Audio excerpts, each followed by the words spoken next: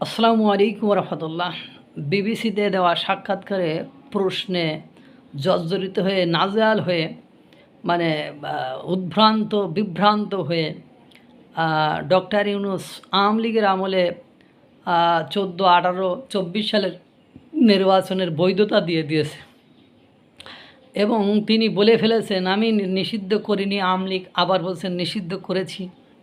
মানে মানে নিজেই মানে করেন একটা লেজে গবর অবস্থার সৃষ্টি করেছেন।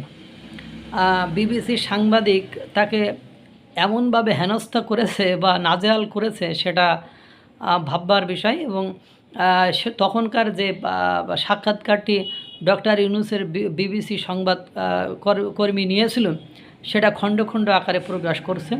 এবার এই সংবাদটি প্রকাশিত হয়েছে।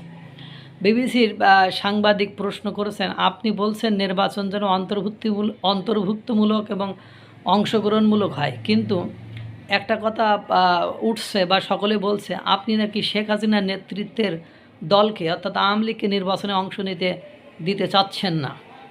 ডক্টর ইউনূস তখন সরাসরি নিজে উত্তর না দিয়ে ঢাকায় নিযুক্ত জাতিসংঘের আবাসিক প্রতিনিধি রেফার করে তিনি বলেছেন অন্তর্ভুক্তমূলক নির্বাচন মানে সব দলের অংশগ্রহণ নয়, মানে সব মানুষের নির্বাচনে যাতে ভোট দিতে পারে সেই অংশগ্রহণ।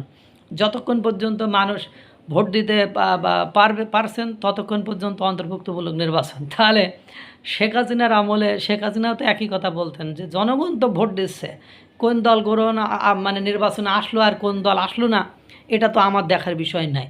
আমি নির্বাচনে তো জনগণ ভোট দিতে আসছে, অংশগ্রহণ এবং সব দলের লোকই তো ভোট দিচ্ছে। তাহলে সেটা কি বৈধ হয়ে গেল না? বৈধতা দিয়ে ফেললো না? এরপরে দেশের অনেক মানুষও এখন ওই প্রশ্নকর্তা আবার প্রশ্ন করেছেন, দেশের অনেক মানুষ তো এখনও আওয়ামী লীগ সমর্থন করে, তাদের সিদ্ধান্ত নিতে দিন। এবার তারা ভোট দিতে চায় কিনা, তারা আওয়ামী লীগের প্রার্থীকে ভোট দিতে পারছে কিনা বা পারবে কিনা। এবার উনি মানে ডক্টর মোহাম্মদ ইউনূস বলছেন ভোটারদের ভোট দেওয়ার স্বাধীনতা থাকবে, তারা দিতে পারবে। আওয়ামী লীগের প্রার্থীকে নয়, আওয়ামী লীগের প্রার্থীকে ভোটে মানে দাঁড়াতে না দিলে বা অংশগ্রহণ করতে না দিলে তারা কিভাবে ভোট দিবে? আমরা এবার ওই ডক্টর মোহাম্মদ ইউনূস তখন বলছে আমরা তো আওয়ামী লীগকে এখনও নিষিদ্ধ করিনি, তাহলে তারা আগামী নির্বাচনে, এবার প্রশ্ন করতেছে তাহলে তারা কি আগামী নির্বাচনে অংশ নিতে পারবেন?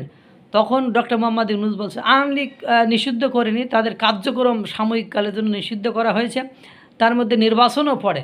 নির্বাচনে তারা থাকবে কিনা সেটা নির্বাচন কমিশনের উপর নির্ভর করে। অর্থাৎ উনি প্রথমে বলছে আওয়ামী লীগ নিষিদ্ধ করিনি, তাদের সাময়িক কার্যক্রম নিষিদ্ধ করেছি, তারা ভোট দিতে পারবে।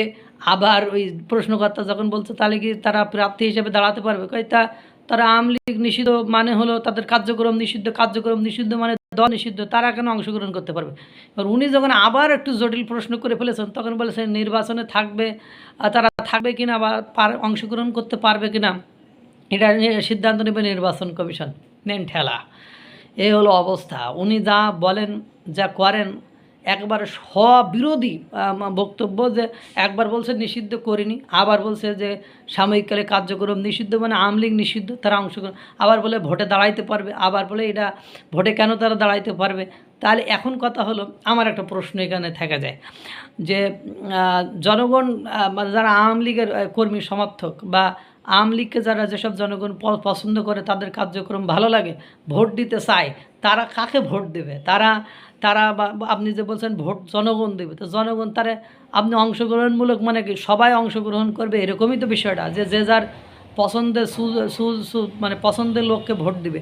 কারণ আপনি তো একটা গ্রুপকে মানে দল নিষিদ্ধ করে একটা ওই দলের যারা ভোটার বা সমর্থনকারী তাদের সকলকে আপনি ভোট থেকে বঞ্চিত করলেন। সেটা তো জাতিসংঘের মানবাধিকার কমিশনের ভলকার তুর্ক বলেছেন যে কীভাবে মানবাধিকার, তারপর হিউম্যান রাইটস ওয়াচও বলেছে যে কীভাবে মানবাধিকার লঙ্ঘন হচ্ছে, খর্ব মত প্রকাশের স্বাধীনতাকে গলা টিপে ধরা হচ্ছে, তাদেরকে মত প্রকাশের স্বাধীনতা দেওয়া হচ্ছে না। মানে এগুলো হিউম্যান রাইটস ওয়াচ বলেছে। তারপরে জাতিসংঘের ভলকার তুর্ক উনি তো বলেই দিয়েছেন যে আমরা তো রাজনৈতিক দলের নিষিদ্ধে মত প্রকাশের বাক স্বাধীনতা নির্বাচনের স্বাধীনতা, পছন্দের স্বাধীনতাকে হরণ করছে, এটা নিয়ে বাংলাদেশ নিয়ে আমরা উদ্বেগ প্রকাশ করছি। ডক্টর মোহাম্মদ ইউনূস প্রশ্নজালে জর্জরিত, একার এলোপাতাড়ি উত্তর, স্বঘোষিত স্ববিরোধী বক্তব্যই তিনি বারবার সর্বক্ষেত্রেই দিয়েছেন। আল্লাহ তাআলা সকলকে ভালো রাখুক, সুস্থ রাখুক। আসসালামু আলাইকুম ওয়া রাহমাতুল্লাহ।